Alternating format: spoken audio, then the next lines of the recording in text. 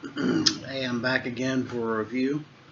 I was thinking after watching this film that I'm going to talk about now, why is if Criterion Collection is so interested in preserving the rich history of film, why don't we have any Franco Criterions? And I know you're gonna look at me and roll your eyes, but we're talking about one of the most prolific directors of all time in the Guinness Book of World Records. And he's been labeled by the Vatican as the second most dangerous director of all time. Actually, I don't. Who's the first most dangerous director of all time? But he was second. I need to look that up. um, I don't really understand it. I mean, Criterion has released Michael Bay films, and here you've got a guy that spanned from 1959 all the way to 2007 or more, 2012, I guess.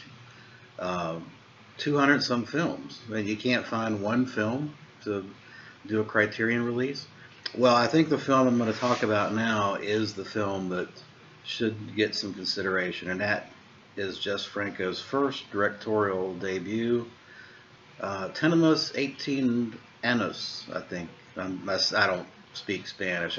Actually study Russian a little bit, but I don't really speak Spanish. The English title I think would be called I Am 18, made in 1959. It was held up for 2 years by the Spanish government as being subversive. So right off the bat, you've got poor Jess Franco in his first debut feature film already being scrutinized by the authorities, and I think that kind of uh, indoctrination, social indoctrination, certainly has had an impact in his opinion and thoughts, and probably what we see on the screen many years afterwards. What's interesting, this is a comedy. Uh, it's kind of like a Gidget goes on vacation type. I mean, it has that harmless look about it, which I guess the dictatorial Spanish censors at the time probably demanded. But ironically enough, as innocent as this film is, it still was offensive at that time to the Spanish authorities. So poor old Franco.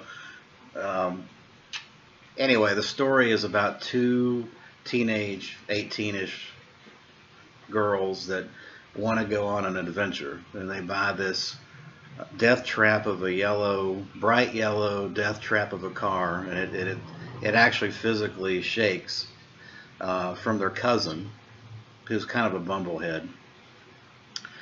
But they have really no money, and I mean, this adventure kind of goes off the rails quickly.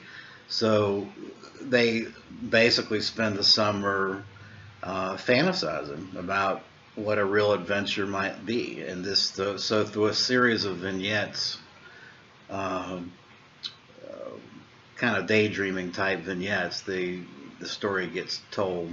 And what's interesting about it is you see a lot of a precursor of Franco themes already in 1959. You've got uh, in the very first vignette, you've got this masked hag-like woman um, that was on a bicycle that's trying to help the two girls get their car started. But she actually ends up tearing up the engine and then driving away, kind of like a witch type situation. You've got a crime drama, which was very interesting, and then you've got a madman run amok vignette, which really feels like Dr. Orloff.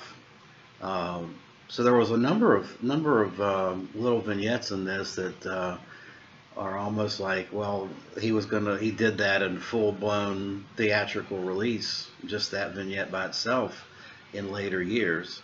Um, it's a very innocent film, and it's really, I mean, it's not, I don't know, it, it really can't even be defined as a straight comedy. It's not very funny. Uh, it's just a lighthearted, like I say, it's one of those innocent 1950s little like Gidget Goes to Hollywood, I mean, type deals that really a lot of people were making back then. But Jess Franco's little spins and odd, the odd things that he typically does and would do later in his career can be clearly seen in this film. And this would be a perfect Criterion release, I think. It was it had an impact. It was prevented from being released for 2 years, and it's a precursor to a lot of what you're going to see throughout Franco's career to come. So, yeah, 1959's I Am 18. I wasn't able to find any kind of official release for this film, but you can watch it on YouTube, and that's where I watched it. So I would, if you have any interest at all in Franco, from what I've said in a couple of the past reviews, then I encourage you to check it out. All right. Thank you for watching. I'll be back soon.